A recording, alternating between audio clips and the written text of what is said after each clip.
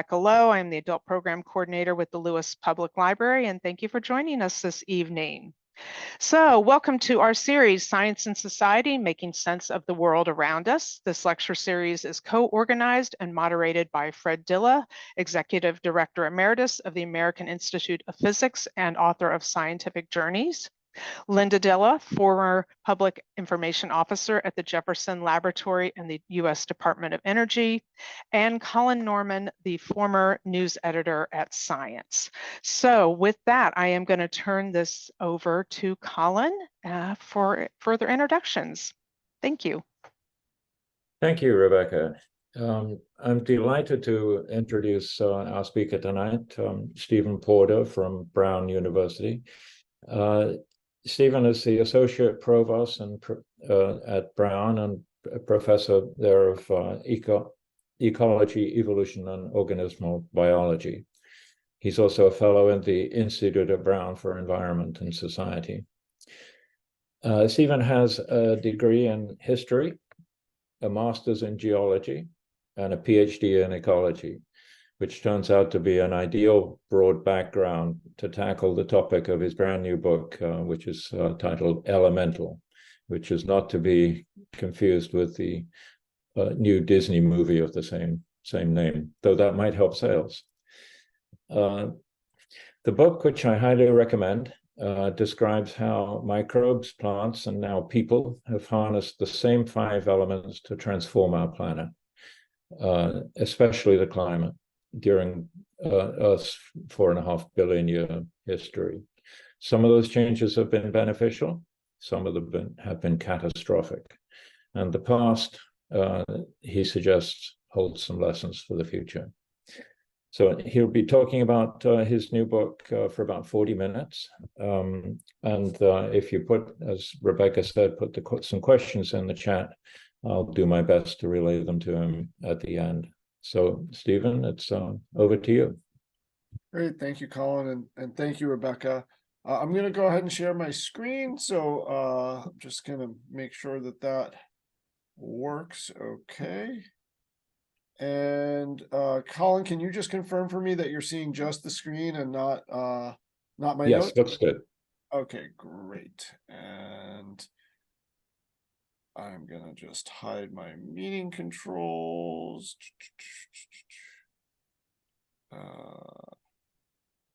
Okay, wonderful. So it's a real pleasure to be with you tonight and to talk about this book, which really represents the evolution of my own understanding of the world over the course of my career. As Colin mentioned, I was a history major as an undergrad and got interested in geology and the deep geologic past when I realized that you could do scholarship outdoors as opposed to in the basement of the Vermont State House, which is where I did my undergraduate thesis. And then as I learned more and more about ecology and ecosystems, I began to understand that the way that we learn science in high school and even in college, in my view, sort of misses a large, very useful explanatory framework that can help us understand the entire course of the history of our planet, and as I've come to think more recently, also help us inform a more sustainable future.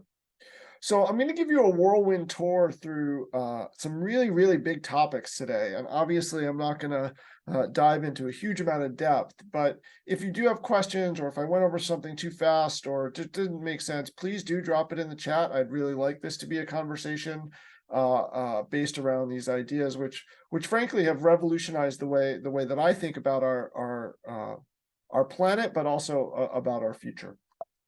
So, sorry. So I'm going to cover 3 major topics today, and they're all big, and so I'm not going to go into huge amounts of depth on any of them. The first is I'm going to talk a little bit about the very few organisms in the history of life on our planet, and life has been on our planet for about 4 billion years. I'm going to talk a little bit about the organisms that have really profoundly changed the world. And each one by itself is a fascinating story that could fill a career's worth of research. So forgive me if I blow through 4 billion years of life history in a very short amount of time. The reason I'm going so quickly, though, is because I want to talk also about the thread that connects us. And I'm going to come back to this word us and what it means. For now, I'll just leave it as the 3 world-changing organisms. And as a spoiler alert, of course, humans are the third. And I want to talk about that thread composed of the elements that make up the title of my book. I want to explore that thread as a way of understanding how it is that organisms change the world. And finally, as Colin mentioned in his introduction, I want to use that framework, that understanding of what it takes to change the world, to think a little bit about how we could simplify our approach to sustainability. And I'll come back and explain a little bit more about that at the end of the talk. So let's dive in and talk about some world-changing organisms. I thought a lot about how to introduce this topic, and I thought I would start with what is a classic biological question that is way too big to answer. So I thought I would show you this picture. This is myself a few years back now, fewer gray hairs, and my daughter, Phoebe, who would be mortified if I showed a picture of her in 6th grade now that she's a high school senior. And we're in the Amazon, a place that is often described as teeming with life. And I'm in a biology department now, and people in biology departments tend to ask questions like, well, what is it that lives on our living planet? And I picked this picture because you can see many, many different forms of life in this picture. There are more tree species probably in this photograph, or at least in the acre around us, than exist in all of North America. There are fungi that you can see growing out of the ground in front of me that are farmed by the ants that are making the sandy hill upon which we're standing. And of course, then there are humans. So one way to think of what lives on our living planet is to think about all the different kinds of species. And you can see a lot of them in this picture. Biologists, though, tend to like to classify things. And so this is a classic representation of life on Earth from a phylogenetic perspective, from a relatedness perspective. So we're all descended from a common ancestor. And there are 3 major branches on the tree of life: the bacteria, the archaea, and the eukaryotes. And so if I take this phylogenetic tree of life and I sort of ask, well, okay, what can we see in this picture that of me and Phoebe in the Amazon? It's really quite discouraging from a complexity perspective, because everything you can see in that picture falls in this little branch on the far right in the eukaryotes. So that's wonderful. It means there's lots to learn about the world, but as someone who's trying to understand kind of what's going on and the relationships between all these organisms, this is somewhat discouraging. So in my field, which is called biogeochemistry, we tend to abstract life even more than species, or even more than phyla, or even more than kingdoms. And we ask ourselves, what is it that all of these organisms are made of? And so if you were to take any organism in this photo and ask, well, what is the chemical makeup of those organisms? And I'm going to abstract a little bit here because, of course, they're not all identical. It would roughly look something like this. There would be a bunch of hydrogen, and the subscript here is the relative ratio. So you can read this like a chemical formula. There'd be a bunch of hydrogen, a bunch of oxygen, roughly 2-to-1 ratio, in this case, a little bit more than 2-to-1. Carbon next, nitrogen, and phosphorus. Also, if you look just at humans, there'd be calcium because we have bones. But for everything else, this is a pretty good approximation of the formula. Now, what's useful about this formula is if we go all the way over onto the other side of the tree of life, into the cyanobacteria, and just to give you a sense, this is what they look like under a microscope slide. So wildly different life form, right? Completely different.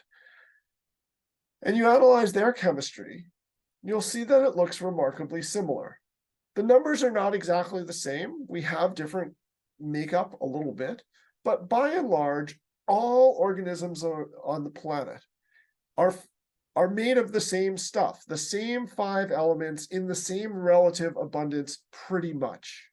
Now, again, we could We could argue about the numbers, but this is the basic premise that I use in the book to help us understand not only what life on Earth is made of, but how that then shapes the trajectory of the Earth itself.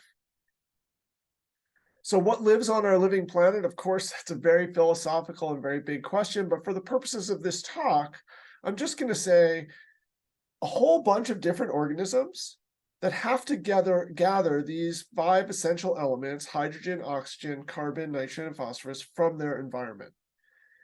And that task of gathering those elements is essentially what all organisms have to do to succeed. If you are successful at gathering, you can make more of them. If you are unsuccessful, you go extinct. If you are not successful, pardon me.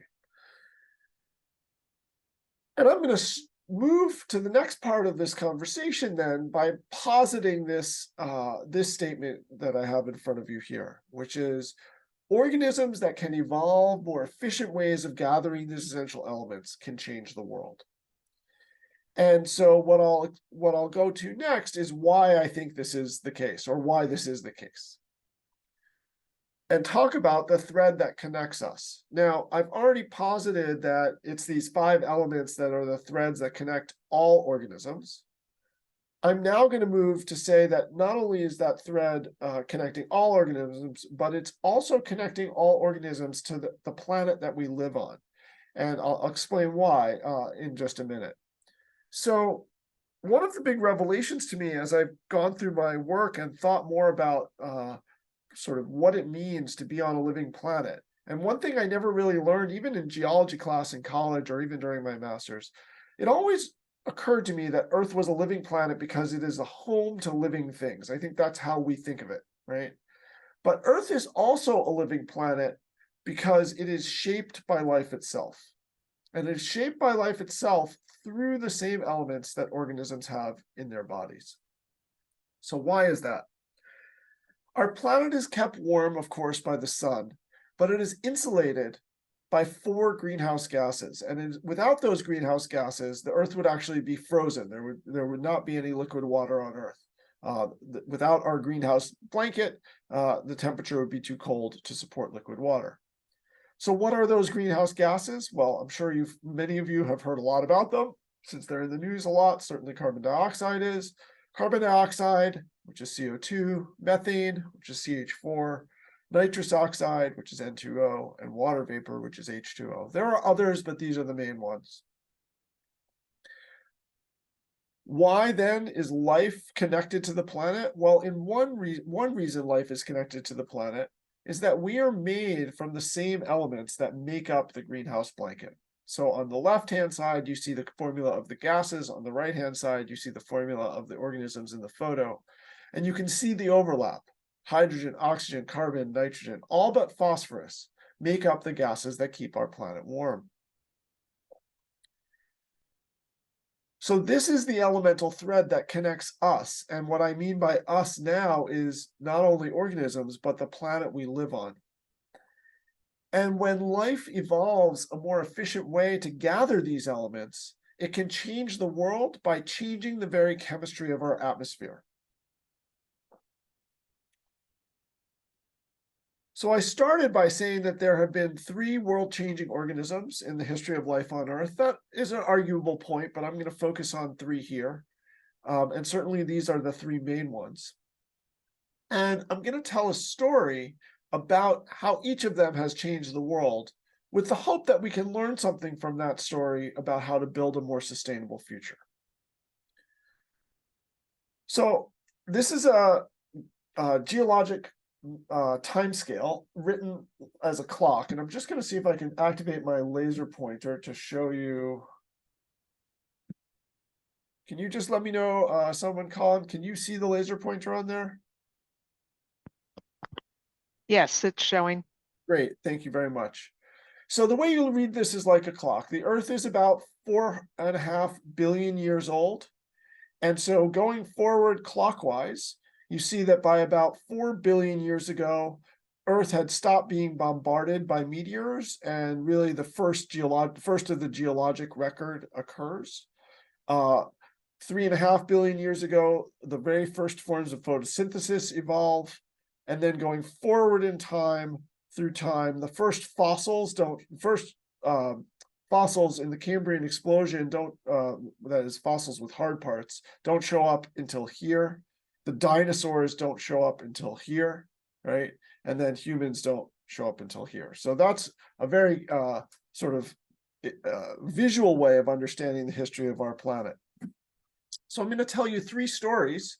The first is about bacteria 3 billion years ago, the first world changers. The second is about land plants. About 4 billion years ago, plants emerged from, or photosynthetic organisms emerged from the ocean and begin to colonize land. And then the third is going to be about humans, which if we actually had this to scale, you wouldn't be able to see when humans evolved because it would be too thin a line. But we think we're important, so we added an extra thick line. So let's jump in and talk a little bit about the first world changers.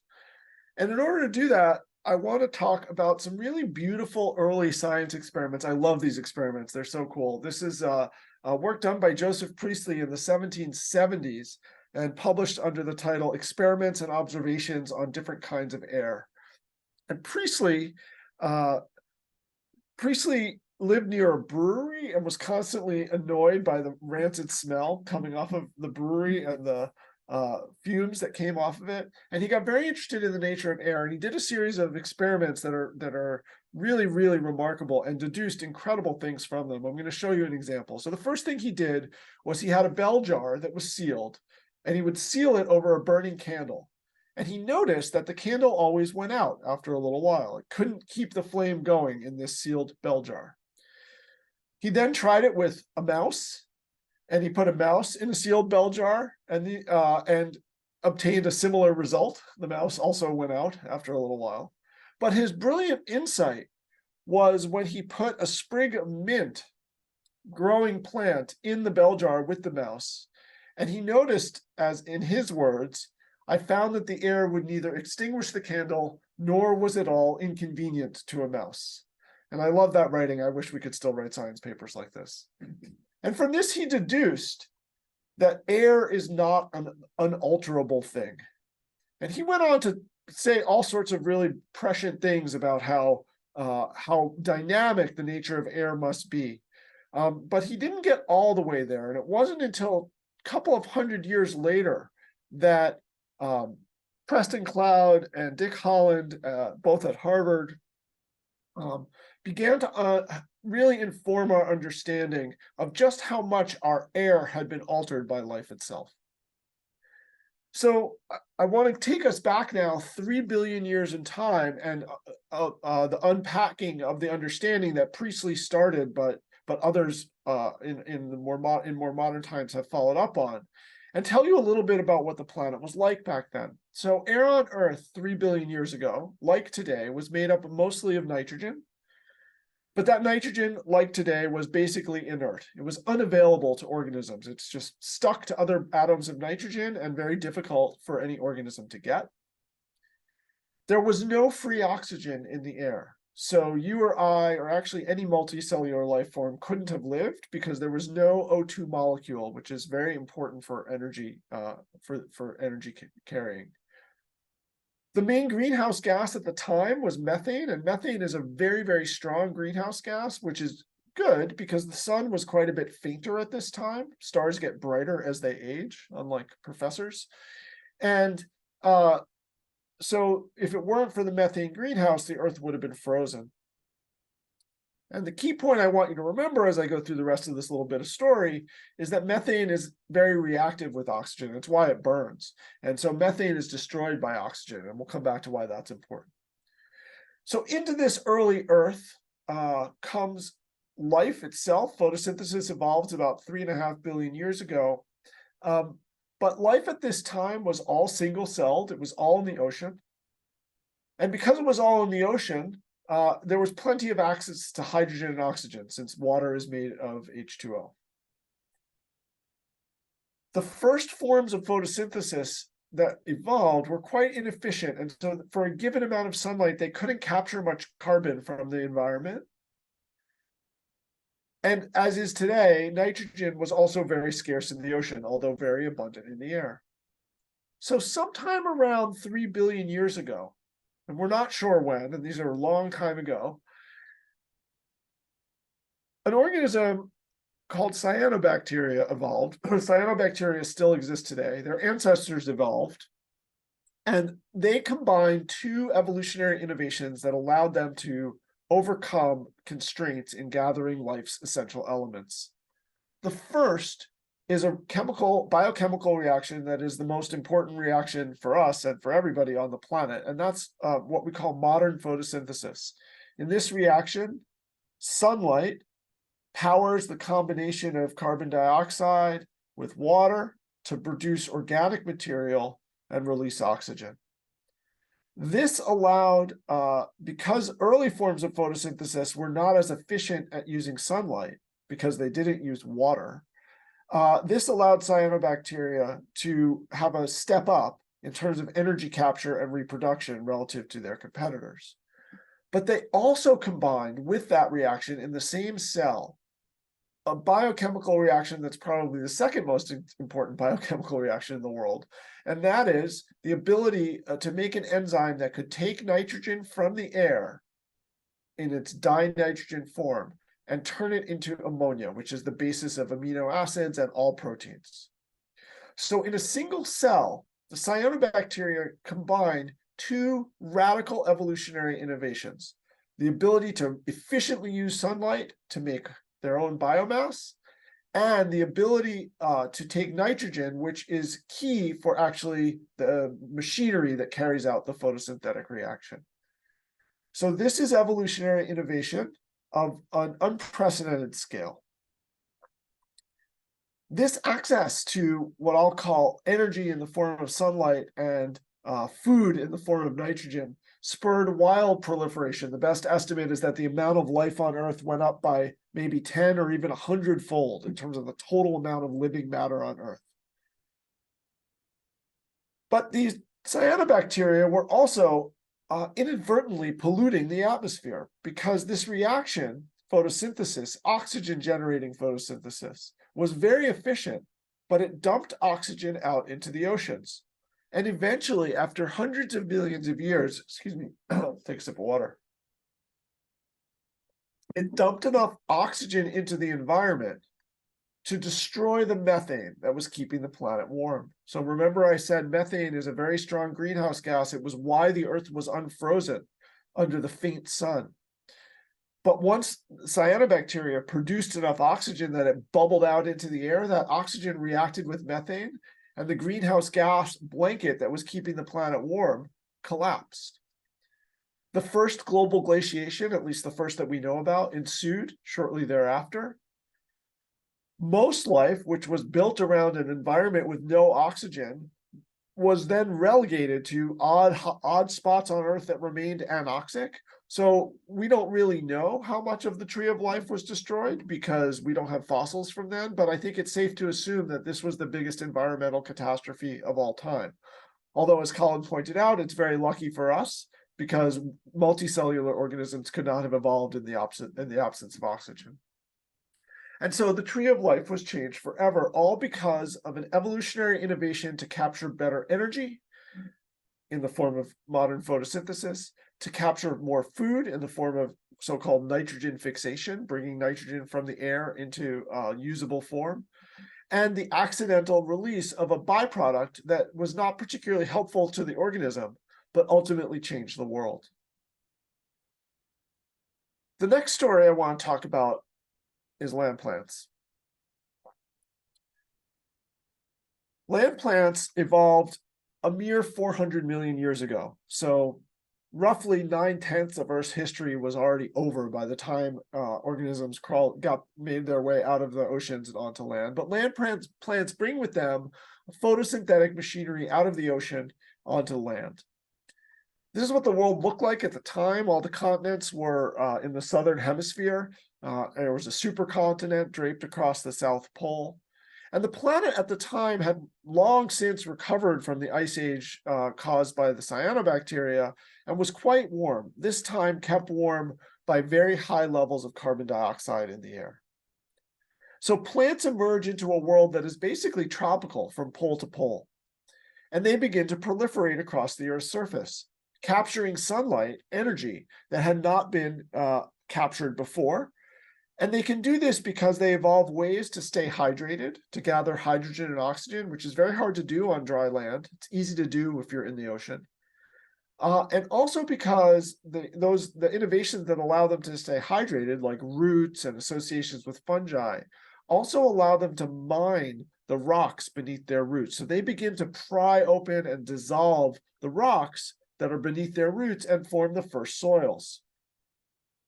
So into this pan-tropical world, over about 100 million years, come the first forests on Earth.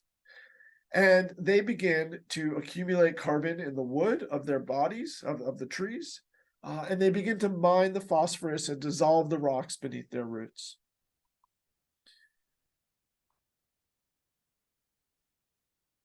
After, well, let me say it this way. It's pretty obvious why moving from a world with no trees, for example, to a world full of trees would pull carbon dioxide out of the air, because trees are made of 50% carbon. It's also the case, and I don't have time to go into it now, although I'm happy to answer questions about it, that the very dissolution, the weathering and breakdown of rocks themselves also consume CO2 from the atmosphere. And so by about 300 million years ago, the combination of plants pulling CO2 out of the air into their tissue, some of those plants getting buried in giant swamp deposits along the coasts, and the weathering of rocks that plants actually accelerate, those three things lead to a dramatic drop in the amount of carbon dioxide in the atmosphere. And as a result, 300 million years ago or so, another global glaciation or near global glaciation ensues, this time because plants have pulled so much CO2 from the air. This leads to the collapse of the pan-tropical world that existed at the time. It was one of the 6 mass extinction events that we know about in the modern geologic record, so in the last 570 million years. And the tree of life was changed forever. Why? Because an organism evolved. I'm sorry, I hear a phone ringing. I don't know where it is. The tree of life. Why? Because sorry, I got okay. Because an organism have evolved a new way of getting energy. They had moved onto land. They had figured out how to stay hydrated and gather water, hydrogen and oxygen on dry land. They figured out a way how to get more nutrients like phosphorus out of the rock. And as a result of an unintended consequence, they pulled so much CO2 out of the air that they changed the climate. So in the last 10 minutes that I have, I want to take those 2 stories and build a story about humans. And you probably can see where this is going at this point. Nonetheless, I want to walk you through it. So as the third world-changing organism, we too are wildly proliferating. So this is a graph showing the number of people in billions on the y-axis and time over the last 2,000 years on the x-axis. And our population has now, this is wildly out of date now, since this goes only through 2010, our population is now 8 billion people and will soon be above 9. So how are we proliferating so wildly? What makes humans world changers? Well, it turns out it's really the same stuff that made other world changers. We now store more water in reservoirs than in all of the world's rivers. You cannot be a world-changing organism without access to water.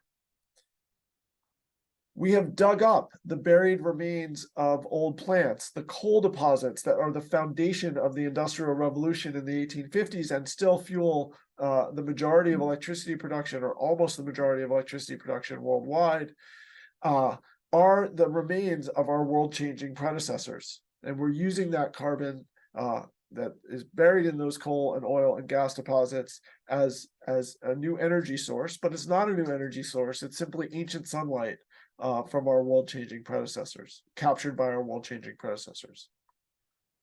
In the early 20th century, humans became the first multicellular organism to figure out how to pull nitrogen out of the air and make our own fertilizer. So Fritz Haber and Karl Bosch created an industrial process originally to make munitions in the First World War, but later, after the Second World War, this process is what feeds the world. We now capture more nitrogen from the air than all other organisms combined for our industrial purposes. And we also use the energy, the fossil energy that we get from our world-changing predecessors to mine phosphorus. Phosphorus is only contained in rock. It is found scattered around the world. About 70% of it is in Western Africa, mostly in Morocco. And we now mine and transport more phosphorus around the world than weathers out of all rock naturally the world over. So we have become world changers by exploiting and changing the flow and storage of the same elements that our world-changing predecessors have done. And we are similarly setting ourselves up to suffer from those from unintended consequences. So what are those? Well, we are mining groundwater. We're using water faster than it can be replenished. The world is rapidly warming because carbon dioxide is up more than 40% since the start of the Industrial Revolution, but 30% in the last 50 years in my lifetime. Nitrogen overuse on farms is causing water and air pollution. If this was just to talk about nitrogen, we could go on a lot, but I'm happy to answer questions about that. And phosphorus pollution similarly threatens fresh and salt water. But this is not a book about despair. This is actually a book about hope, because I'm more hopeful now than I was a decade ago.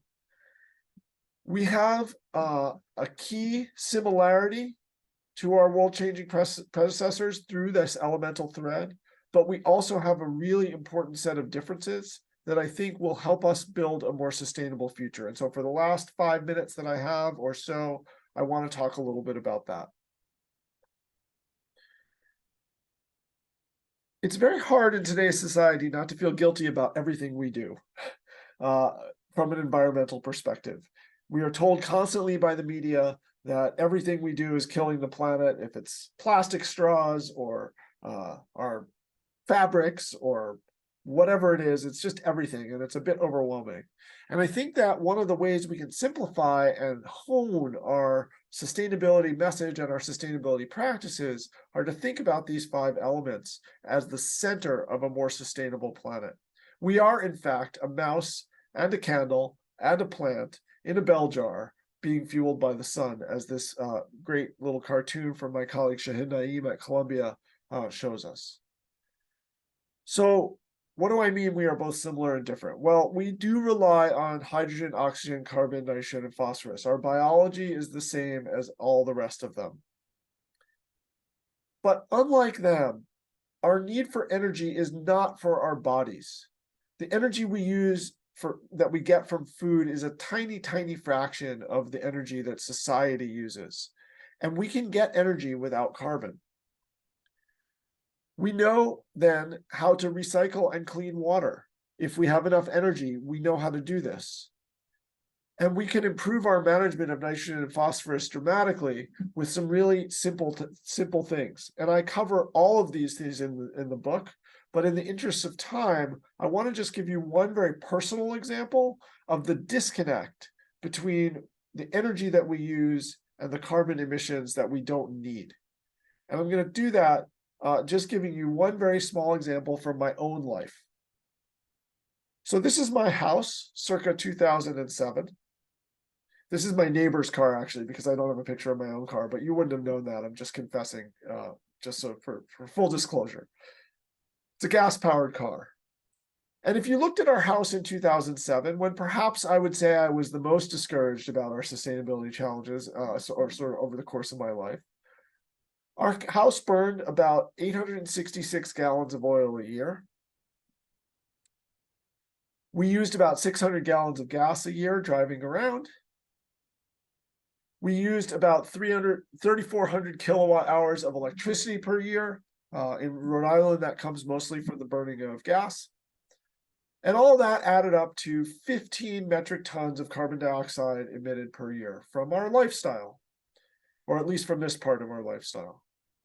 So in 2014, I had a sabbatical and I decided to do an energy retrofit on my house. And I did things that are very, very accessible to many people in the world. Not all, but many. And I would argue many people on this call, almost certainly. So this is what the house looked like after, very similar. What we did is we insulated, we converted to all electric heating through heat pumps, and we switched to an electric vehicle. This was a little bit later in 2019. You can see the electric vehicle on the bottom right. So what does our household look like now? Well, first of all, what it looks like is that it's a more comfortable house. The temperature stays more constant. It's constant from place to place and from day to day. The car is more fun to drive. Doesn't need any repairs. But we don't use any oil. We don't use any gas. We use a lot more electricity, of course, because it's now heating our house and running our car. But our total emissions, even without solar panels, have dropped from 15 to 3. That's an 80% decrease in the unintended consequences of the energy that we use. That is an option that our world-changing predecessors didn't have. If there were more cyanobacteria, they pumped out more oxygen. If there were more trees, they consumed more CO2 and cooled the climate. Humans do not need to have the unintended consequences of our success. This is true in agriculture, this is true in water, and this is most certainly true for climate. And now in 2023, I can honestly say I see a path forward to a better future, both in climate and everything else, in a way I didn't see in 2010. And I think if we understand the ways that we can move forward, we can move beyond sort of throwing up our hands and being depressed about it. There are actually things we can do, and we can build a more sustainable future based around the wise management of the 5 elements that make up all life on Earth, rather than management by neglect. So I think I'll stop there. I'll thank you so much for your attention. I'll leave you with this saying from a combination of me and Priestley's more eloquent words, and I'll be happy to take any questions that have been posted in the chat. Thank you very much. Thank you very much, Stephen. That was a great talk. We've got a few questions coming in, but I'm going to take my prerogative to ask you a couple myself. I'm going to stop my screen share if that's okay. Yeah, that's good. Yeah. So you mentioned that the great oxidation event when cyanobacteria discharged oxygen, which destroyed one of the main greenhouse gases, methane, and that prompted a massive cooling event. We could even have had ice covering the planet, and we became snowball Earth. Then if you fast forward 2 billion years or so, the Earth is hot when plants began to colonize the land. So the question is, what happened in that intervening 2 billion years to turn us from a snowball to a hothouse? Yeah, so let me start by saying that there's a lot of research on this, and we don't exactly know all of the answers to that question. But it's not only the concentration of greenhouse gases that matter, it's also the distribution of the continents. And over very long geologic timescales, the amount of CO2 in the atmosphere, for example, is controlled by the rate at which volcanoes outgas and the rate at which rock weathering occurs. So it's a complex interplay between where the continents are distributed and how much weathering is going on. And then once plants get in the game, how much organic carbon gets buried. So there are a lot of things that happen in over the 2 billion year period between the Great Oxidation Event, including probably it takes a long time to reach modern levels of oxygen. So that is it's not a switch that's flipped. Enough oxygen in the Great Oxidation Event comes out to destroy the methane greenhouse, but we don't think we reach sort of 21% oxygen for quite some time. But the details of that, I think, if I'm honest, I would say at least I don't know all of the things that happened in between. And I would argue that we in general as a scientific community don't understand exactly why we had, there's another snowball after that one. And it's still very hotly, I guess pun intended, hotly debated why we had another snowball after that one. So it's a great question, but I wouldn't say I have a great answer. You have a section in the book that explains how we know that the climate models work well. Yep. And I wonder, and I thought that was a really useful part of the book, and I wondered if you could just go into that a bit. Sure. So we hear a lot about climate models because we need them to inform decisions in the future, right? So we use models to say, if we emit this much CO2, this is how much hotter the planet will get, and this is the consequence. But if we emit some other amount of CO2, this is how hot the planet will get, and we can estimate those consequences. And of course, the question then becomes, well, how can you trust these models?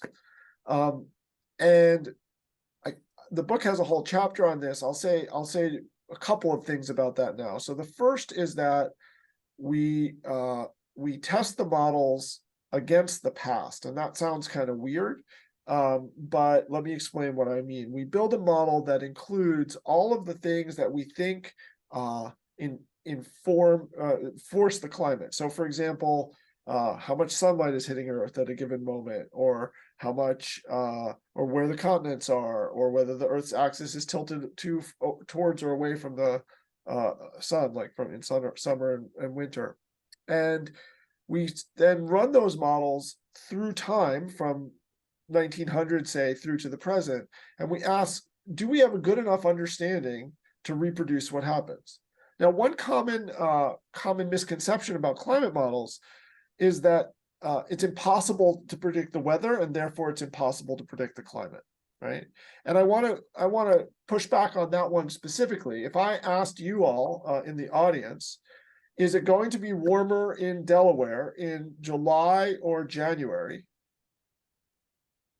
You would all know the answer to that question, even though you have no idea what the weather on a particular day in July will be like, or what the weather in a particular day in January will be like. And the reason you know that is because the climate in the summer versus the winter is driven by different things than the weather. The weather is just kind of noise. It might be cooler, might be wetter, might be drier. There might even be a day in July that's warmer than a day, that's colder than a day in January. It's possible. But on average, you would say the July day is going to be warmer, right? So climate models are based on weather models, but what emerges from running them over and over and over again is sort of how the system responds to the big pushes, not the little noise. And then I want to say one more thing. Unfortunately, we can test climate models because we started making robust predictions a long time ago, and they've come to be true. So Svante Arrhenius, who was a chemist in Sweden, wrote a paper in 1896 in which he calculated by hand how much warmer the Earth would be if you increase CO2 by 1 to 1.5 times what it was then, or cut it down. He was actually worried about the return of ice ages, and postulated that we were burning enough fossil fuels that we wouldn't actually have another ice age. If you take his model, which he wrote by hand and solved by hand, and you inform that model with the carbon dioxide concentration in the atmosphere over the last 50 years, it perfectly predicts the rise in temperature. So even as long ago as 1896, a climate model could predict the rise in temperature if you told it how much CO2 was going to be in the air. Now, of course, he had no idea how much CO2 would be in the air, but the model is robust because that is the major driver. And so, in science, we say a good test of a model is if it makes a risky prediction and that prediction comes out to be true. And what I mean by risky prediction is something that's very unlikely to be true if your model is wrong. So the classic risky prediction is Halley's prediction that Halley's comet would come back in 76 years. If he was wrong about that, it was very unlikely that a similar comet would appear on time. So that's a risky prediction. Well, I would argue that Arrhenius's prediction turned out to be right 123 years later when we rerun the model with CO2. Turns out to get the temperature right. That is a Halley-like prediction. We understand the climate well enough and have for so long that the idea that that we are very confident that these models can tell us what the future will look like given different human choices. And just to finish that, the most important uncertainty in the models is what we choose to do. There is uncertainty. We're not 100% sure of all the feedbacks and things that will play out, but the most important thing is what we choose to do about human emissions of greenhouse gases. All right, that was longer than you wanted, but there you go. Oh, that was great. And there's another dimension. We can look back even further in time than the beginning of the last century and look at the ice cores that have come out of Antarctica, which incorporate a little bit of the environment of that era back 100,000 plus years. We can see how much carbon dioxide there was in the atmosphere at that time and correlate it with what we know of the climate conditions at the time, and they correlate pretty well. Yes, I would just say that correlation and causation aren't always the same thing, right? And so what's nice about climate models is they are based on mechanism. So climate models are based on the simple physics and chemistry of heat transfer and energy transfer, which is stuff we've known like for a very long time and we know very well. So there's nothing magical about them. It's simply about heat transfer and heat absorption by gases, which we've known about. For example, we've known that carbon dioxide absorbed heat since Eunice Foote's pioneering work in the 1850s. So you make a good case that we as individuals can make a good contribution to reducing our reliance on greenhouse gases. We have a question from Charles Skinner, who asks, how would your numbers that you gave for your house look if you included the carbon emissions incurred in generating the electricity you use? Those numbers do include the carbon emissions from the electricity. In fact, those are the emissions that 3 tons is entirely from the fact that natural gas is being burned to produce the electricity. I've since put solar panels on the house, and so that number will drop even more. And when I get batteries, that number will drop even more. But those numbers do include all of the emissions at the power plant associated with all the electricity that my house and my cars use. And that's because electric engines on cars are so much more efficient, and electric heat pumps are moving heat from one place to the other rather than making it by combustion. And that's a much more efficient process. So even given natural gas power plant, which is what we have in Rhode Island, those numbers are correct. I will also say that every year the grid is getting greener. And so therefore every year my house and our cars will get greener, right? Which is untrue if you have a furnace, because you're still always burning the same thing. Even if your furnace is very efficient, it's still burning and producing carbon dioxide. So that's a great question, but those numbers do include the electricity. You make the point in the book that individual actions can help a lot, but that's not the whole picture. We need some government actions. And so let me put you on the spot and ask you what government actions you think would be the most productive. So I think that is really dependent on where we are in the world. So this is a US talk, so I'll talk about the US. The way I look at it is we need everything behind the meter in terms of, your heating system, your fridge, your air conditioner, your cars. Those things, we need incentives to help people change. The wealthy have to go first. That will lower the cost of entry for everybody else. The first iPhone was not as good as the iPhone we have now. The first of anything is always more expensive, right? And so there are plenty of people, though, who can afford to do all of the things that I did. That's where it needs to start on the individual level. On the government level, we need a couple of things. We need massive, and we're getting it through both the Infrastructure and Inflation Reduction Act. We need massive investment in renewables. We need to break the logjam on getting those renewables onto the grid. So this is a major problem in almost every state, certainly in my home state. Our university has contracted to take energy off of a huge solar farm that's had endless delays in being connected to the grid. There's fights about offshore wind based on largely based on some legitimate concerns and a lot of false information. All of this is sort of gumming up the works and the transition, and the government's job is to help break those log jams. I think we also need investment in long distance transmission lines, and we need innovation and research on things like how to decarbonize steel, how to decarbonize cement, how to decarbonize the plastics industry. Those are all coming online.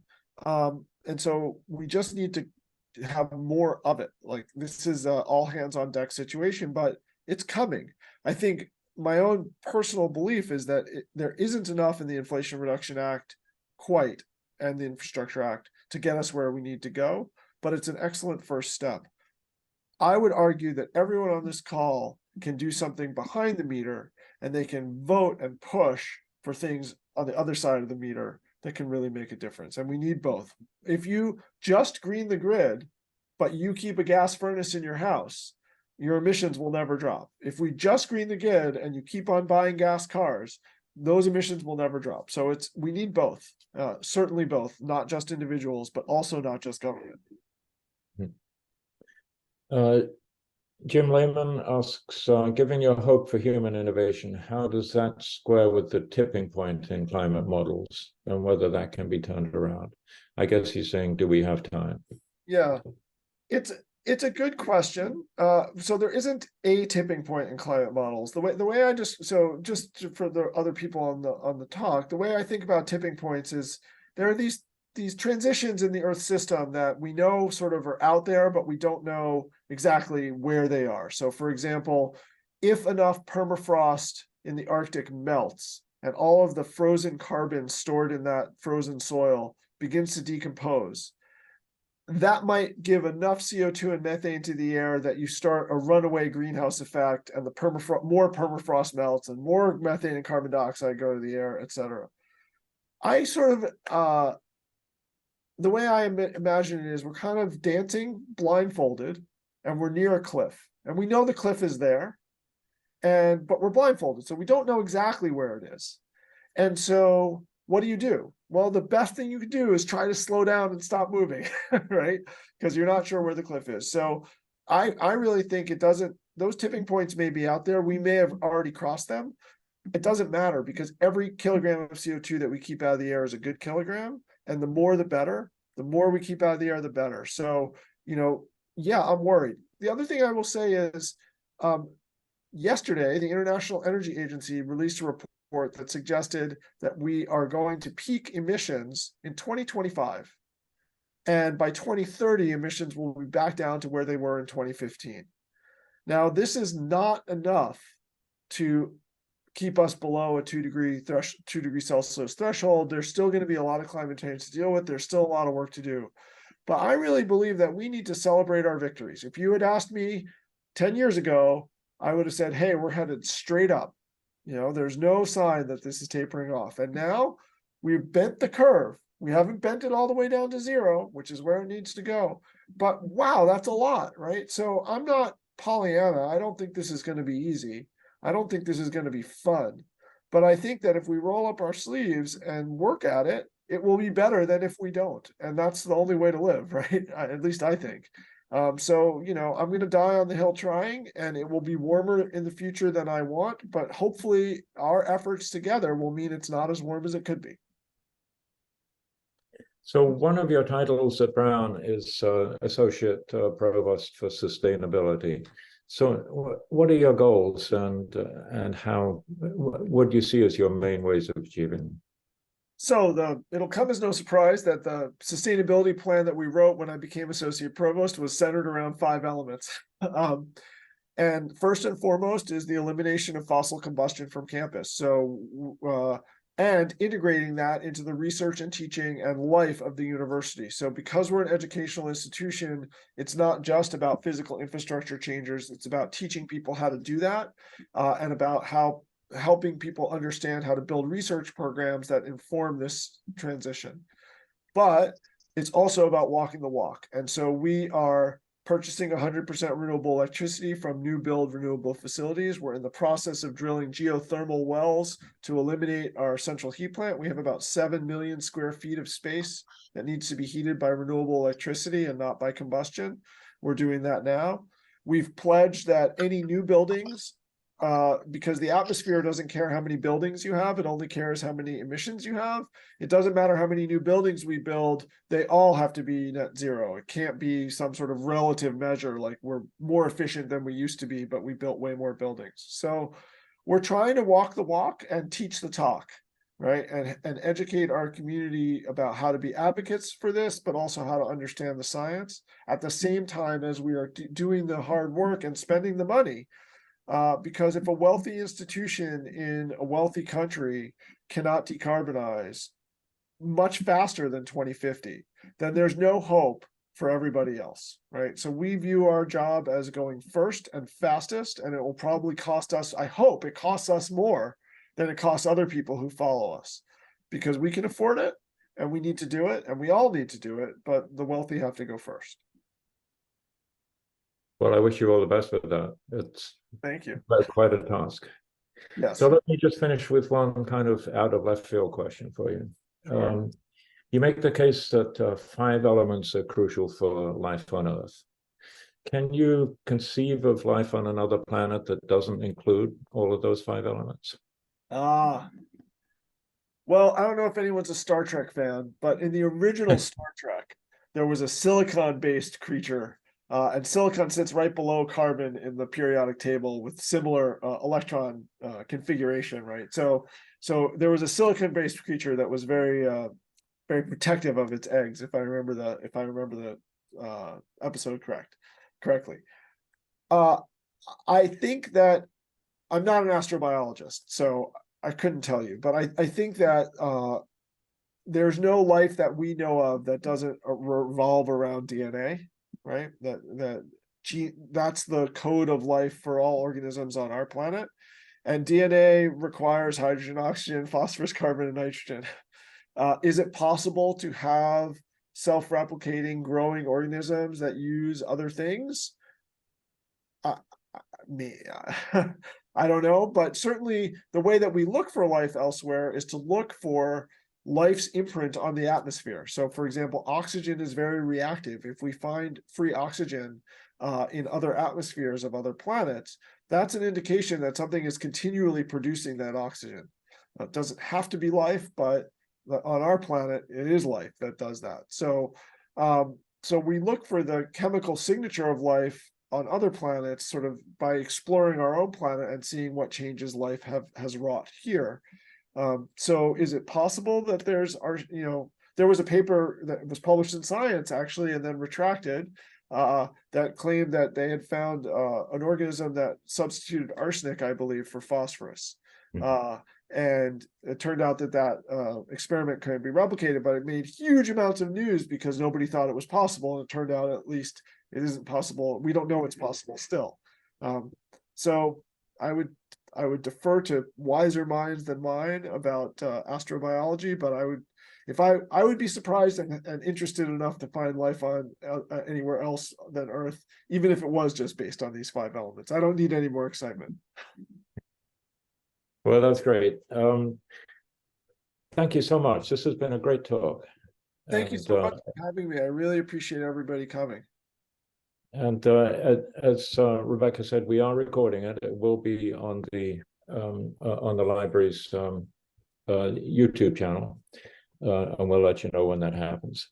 And I just wanted to put a quick plug in for our next Science and Society talk, which will be the first Tuesday in November, and the speaker will be Alan Lightman, who some of you may recognize. He's a widely read author and was the host of a PBS series recently, and his talk will be The Quest for Meaning in the Age of Science.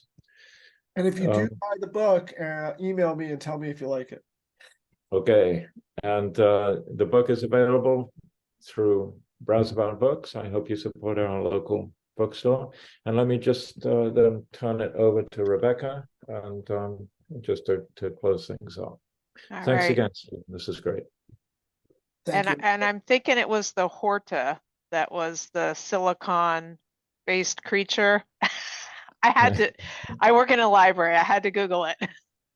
I was like, that sounds so familiar. So if you all are the old school Star Trek way back when, and The real Spock, Star Trek. yeah, the real Star Trek. Although the Next Generation, come on now, that was my Star Trek. In that Spock mind melds with the Mother Horta to discover all of the secrets. So we've gone down a bit of a rabbit hole. So with that, as is our custom, we invite everyone to unmute themselves now and applaud and say thank you to our speakers. So thank you. Yay. Thank you. That was so much fun. Thank you very much.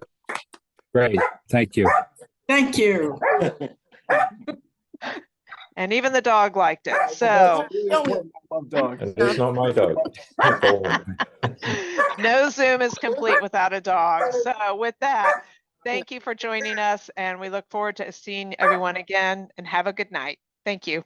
Thank you. Bye-bye.